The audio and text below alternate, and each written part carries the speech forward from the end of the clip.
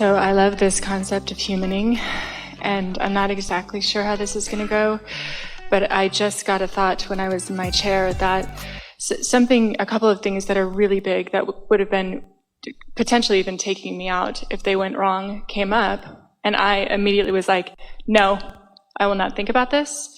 I'm sure that this is going to resolve. Because everything's always working out for me. That's right. So then I take smaller circumstances, but for big things that I really want. One day I was visualizing, I was inspired to do it. I felt the man that I wanted wrap his arms around me, and I was just laying in bed and feeling the ease of having coffee together.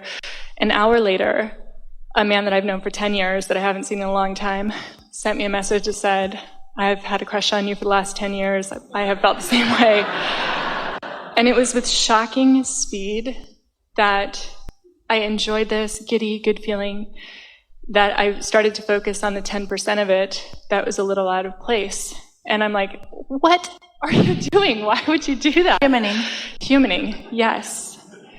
And I'm noticing in every area of my life, like I live such a good life, and I've been following you for over a decade. And actually, we've been following you. You think you're following us. You're the one stirring all the trouble up. You're the one putting all the stuff in the vortex. You're the one pointing at what you want us to give our attention to. Yes.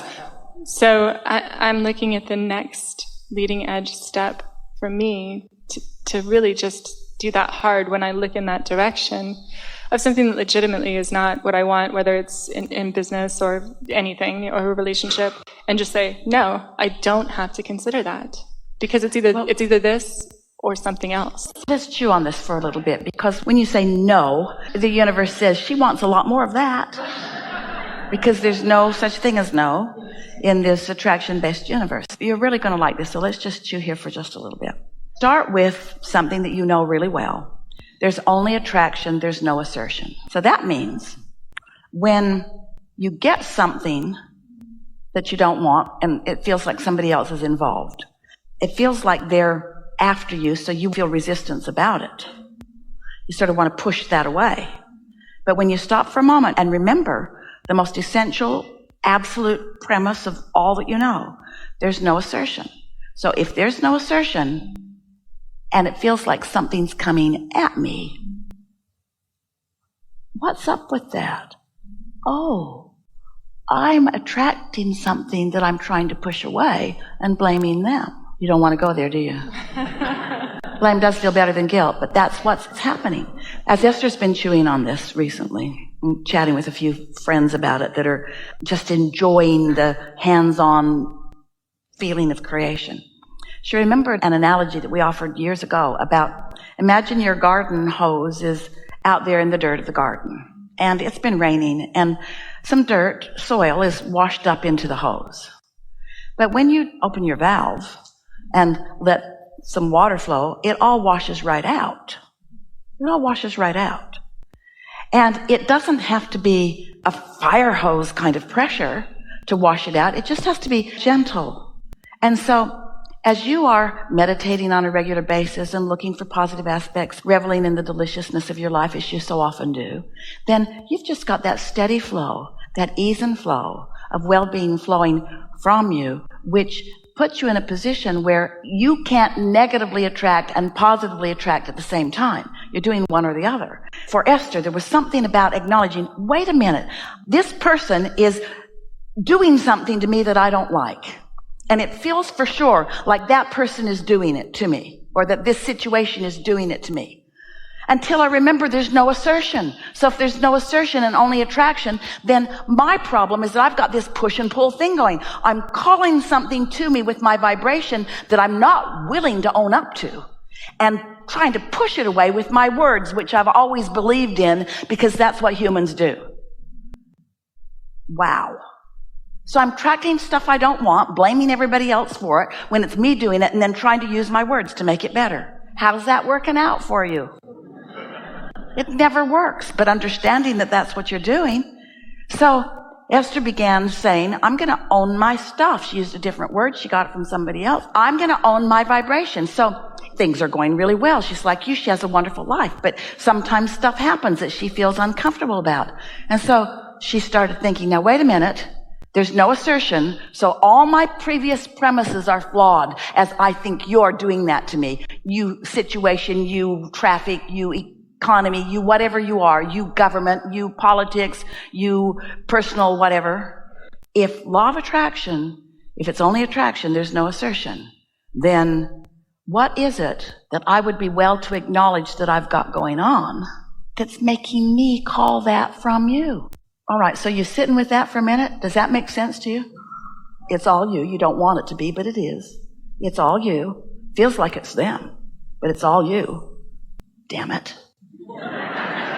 You'd like it to be their fault, but it's all you. It's all you. So what's going on? So how do the others fit into it? Well, you're on an island with them. So let's talk about some of the things that you might be feeling, what it is that you're feeling that brings this to you. So you want to play with us? Yes. Tell us something if you want that comes to you, and then together we will identify the vibration that you've got going on that calls it to you. We'll help you to figure out what you've got going on vibrationally that is bringing this thing that you're not wanting to own. Amazing. So he's like, this whole long, you're sexy and beautiful and everything I've ever wanted, etc. And then we're texting, and then like just nothing for 2 days or something. And I'm like, what? Really?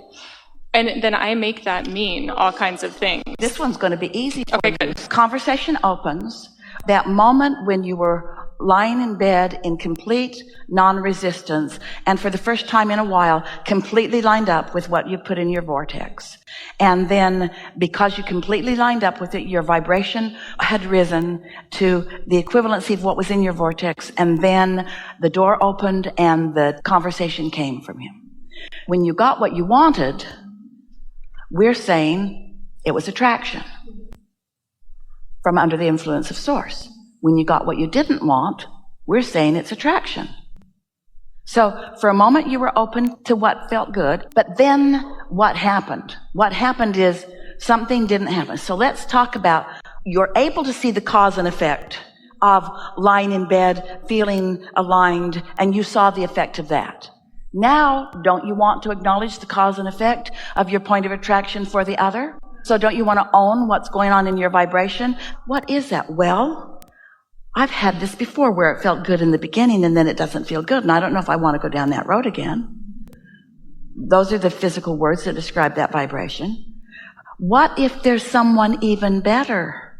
What if this is 90% really, really good and 10% eh? What if there's 99% really good? What if this isn't who I want? Doubts are starting to come because you're focused upon this cosmos of the vibrational. So what are you offering vibrationally? Insecurity. What are you offering vibrationally? Give us the emotional words. Insecurity was how it felt. Insecurity. Uncertain. Not unworthy, uncertain. Too much. It's not my choice solely. There's somebody else and I'm uncertain, and what if he doesn't choose me but I choose That's him? what this whole conversation is about. This whole conversation is going to lead to the discovery of how we get from each other what we are getting from each other and why. That really is what you're looking for, which is why you've attracted this experience, so that you can understand that, because you're interacting with people all the time. So earlier, as we were talking to you and we said, you got that? And you said, yes, we've got that. So then what we want to say is, okay, now you've got that. Let's see how we're fitting together with other people. Let's see what the other components of the other vibrational offerers have to do. In other words, it's always a vibrational match, isn't it? You okay? You with us so far? All you have to do in owning your stuff is acknowledge, my insecurity is evoking what from him? Insecurity. Defensiveness. If I weren't doing this, I wouldn't be getting that. If I weren't doing this, I wouldn't be getting that. So who's doing this to me? Where's the flaw? Where's the 10%? It's in you. It's not in him. I feel 90% sure of myself and 10% insecure. And why do you feel insecure? Past experience. Your inner being never looks back, so your inner being is not worried about you messing this one up. We're saying that playfully. this is a really helpful exercise. Let us just spell it out for you. When you're getting something from someone that you don't want, start by saying, wait a minute, it's not what they're asserting, it's what I'm asking for. All right, I'm going to get real with myself. What's going on in my vibration? Esther found something yesterday and the day before in her vibration that she has been denying for her entire life. And it showed up in an exchange with someone she loves. And suddenly, there it was for her to see. There it was, something that she did not believe that was there. An old thought that she used to think a long time ago that's still right there. And because it's there, the other person isn't even acting on a conscious basis often. Law of attraction's just got hold of them because you're running the show with your vibration completely. So what you want to say to each and every one of them is, I'm so glad to meet you. You're going to behave exactly as I create you to do. And they're going to say, wait a minute, don't I have free will? Not in my world. Let's clean that up. Of course they have free will, but most people are offering very sloppy vibrations. So when you start slopping up your vibration, then you start getting stuff that you don't want to get, and then you start looking for a different person. But you're going to find it everywhere you go if that's something that's still active in your vibration. Before we move on to the remedy, let's torture each other a little longer here. Because our friend earlier was talking about vibrational or emotional paradoxes. And we say there aren't any emotional paradoxes. Because what you've got going on vibrationally is going to be matched with precision. So if you're getting something, it's coming to you as a precise match of something that you're offering. So if you're getting something that you don't want, then you've got a vibration that you want to adjust. Don't you love knowing that? This is what hands in the clay is. And how are you going to know that if you don't have a life experience that causes you to look for it and find it? Yes? Because your inner being is not going to assert that knowledge into your experience. You've got to ask for it. You've got to attract it. Play with this a little bit, if you will. Let's identify some other emotions that don't feel good. And then let's talk about vibrational matches, emotional matches, and maybe circumstantial matches. Sure. Well, the insecurity, but like a lack of, just like the I'm not doing it right, the lack of abundance or a lack of knowingness. Find an emotional word for that. I feel ineffective. Someone said it earlier and you didn't want to hear it. Unworthy. It's not unworthy. It's more like incapable. Incapable? Yeah. I don't know what to do. I'm doing it wrong. I know what to do, but I am clearly not doing it. Otherwise, what I would want would be coming. I'm doing it wrong. What's the emotion that comes with I'm doing it wrong? Guilt? Shame, anger. Yeah. Guilt. Guilt's the deepest one. Yeah, guilt. What are some perfect harmonic, emotional, vibrational matches to guilt? Blame. Mm-hmm. Oh, yes. Defensiveness. Yes. But the thing that we want you to hear is that when you feel guilty, you attract blame and then you feel defensive. So you're defending against your own emanation of vibration. Sounds exhausting. But it isn't, because once you get a handle, it sounds exhausting, but we're going to give you two options. You can figure this out, which we're going to do in the next few minutes, or you can train the whole damn billions of people on the planet how to respond to you. Let's go ahead and figure it out. You can start printing the pamphlets now. Here's what I need from each and every one of you. Here's my picture. When you see me coming, these are the things I need from you. Start with your personal family. That'll go well. These are the things that I need from you. Then branch out to your friends. You've got no choice. If you want to deliberately create your own experience, you've got to acknowledge what you're doing vibrationally, which means what you're doing with your thoughts that is causing you to attract unwanted. That's it. That's not difficult. That's